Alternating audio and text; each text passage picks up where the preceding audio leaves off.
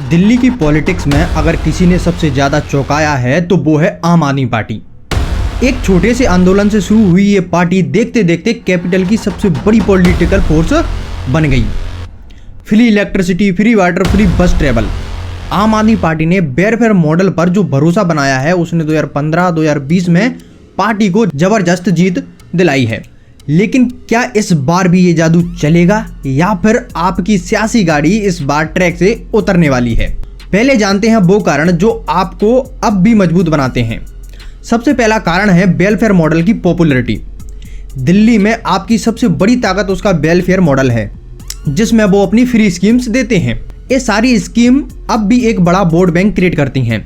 आम आदमी पार्टी के पास केवल एक अकेला मॉडल है जो अरविंद केजरीवाल हर चुनाव में इस्तेमाल करते हैं और हर बार यूज भी करते हैं।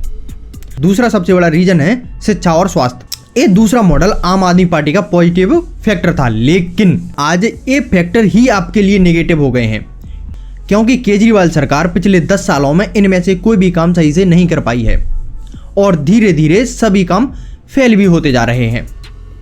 तीसरा मॉडल अरविंद केजरीवाल की पॉपुलैरिटी। अरविंद केजरीवाल आज की एक स्ट्रॉन्ग और रिकॉग्नाइजेशन फेस थे और उनका आम आदमी वाला इमेज आज भी उनके हार्डकोर सपोर्टर्स को मजबूती से बांधे हुए है। ये बात सही थी, लेकिन कब तक, जब तक उन पर लीकर स्कैम के बड़े एलिगेशन नहीं लगे थे। आज उन्हें जनता बेईमान के अलावा कुछ भी मानने के लिए हिचक रही है, क्योंकि अरविंद केजरीवाल का जो आम आदमी वाला इमेज था कहीं ना कहीं वह धुंधला होता जा रहा है। इस बार आम आदमी पार्टी की सबसे बड़ी चुनौती केवल अपोजिशन का तगड़ा होना नहीं, बल्कि सबसे बड़ा कारण है करप्शन और एलिगेशन और लीकर स्कैम के एलिगेशन लगना। दिल्ली लीकर पॉलिसी स्कैम में आपकी पूरी छवि हिला दी है। अरविंद केजरीवाल के सबसे भरोसेमंद मिनिस्टर या तो जेल में हैं या फिर उन पर इन्वेस्टिगेशन चल रही है। ये सिर्फ एक एलिगेशन इशू नहीं है, ये जनता के भरोसे का सवाल है जो कहीं ना कहीं आम आदमी पार्टी खोती जा रही है। जहां आम आदमी पार्टी सबसे होनेस्ट पार्टी बनती थी, लेकिन अब उस पर ही सबसे बड़े घोटाले के आरोप भी लग रहे हैं।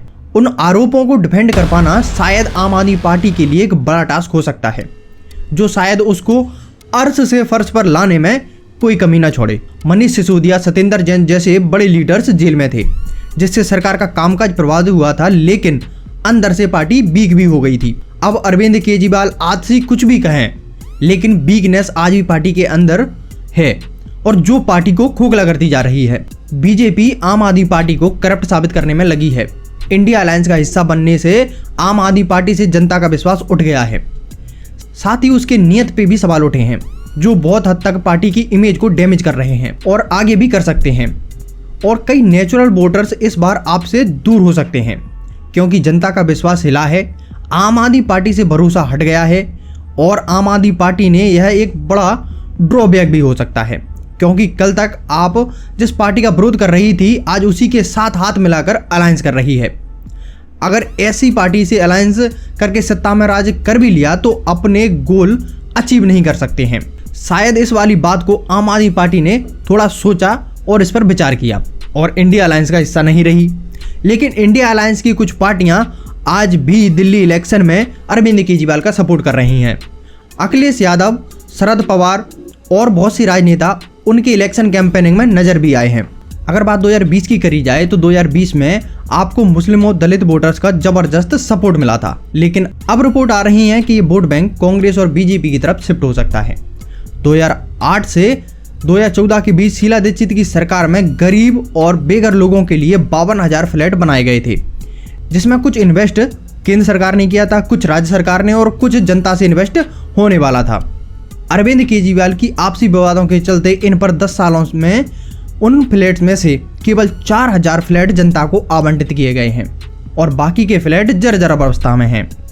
इन फ्लैट्स पर आवंटन के लिए अरविंद केजरीवाल चाहते थे कि उनके नाम से जनता को दिए जाएं, जिससे जनता को ऐसा लगे कि फ्लैट अरविंद केजरीवाल ने बनवाए हैं।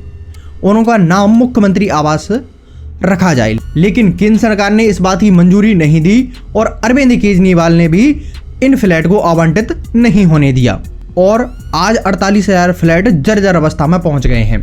अब ये किसकी गलती है आप हमें कमेंट बॉक्स में जरूर बताएं। इन सब कारणों के चलते 10 साल तक सरकार में रहने के बाद आपको अब लोगों के गुस्से का सामना करना पड़ रहा है, जनता इनको हटा भी सकती है और बना भी सकती है, लेकिन ज़्यादा चांस इस बार हटाने के लग रहे हैं। इन 10 सालों में अरविंद केजरीवाल ने जितने भी वादे किए उनमें से 99% वादे फ्लॉप हो गए हैं और उनके ऊपर जनता का गुस्सा फूटना जाहिर सी बात है। इस मौके का फायदा उठाने में भी बीजेपी कोई कसर नहीं छोड़ रही है। Modi factor, Hindu voter consolidation या बूथ लेवल मैनेजमेंट, ये सब आपके लिए बड़ी चुनौती बनते जा रहे हैं, क्योंकि आम आदमी पार्टी केवल बड़ा गोल नहीं बना पाई है, क्योंकि आम आदमी पार्टी दिल्ली की छोटी समस्याओं को मुद्दा बनाकर काम करती है, जबकि बीजेपी अपने बड़े गोल हमेशा दिखाती है जिससे लोगों को भरोसा हो। और उसमें भी आम आदमी पार्टी केवल अपना छोटा गोल सेट कर पाई है, कोई बड़ा गोल नहीं पेश कर पाई है। छोटी छोटी चीज़ों के साथ कुछ बड़ा भी करना जरूरी है, जिससे लोगों को भरोसा हो कि आप आगे चलकर क्या कर सकते हैं। इस फैक्टर पर आम आदमी पार्टी पूरी तरीके से फैल रही है और बीजेपी इस फैक्टर को कवर करने में मजबूत रही है। पूरे इलेक्शन कैंपेन में आम आदमी पार्टी ने केवल अपने ऊपर लगे आरोपों और दागों को छुटाने की कोशिश की है, और वो आरोप छूट पाए हैं या नहीं ये तो 8 तारीख के बाद ही क्लियर हो पाएगा। और 8 तारीख का मतलब दिल्ली विधानसभा इलेक्शन की रिजल्ट का दिन। ये दिन वो हो सकता है जो दिल्ली वासियों की किस्मत बदल दे। अब रिजल्ट किस तरफ जाता है ये आगे पता चलेगा।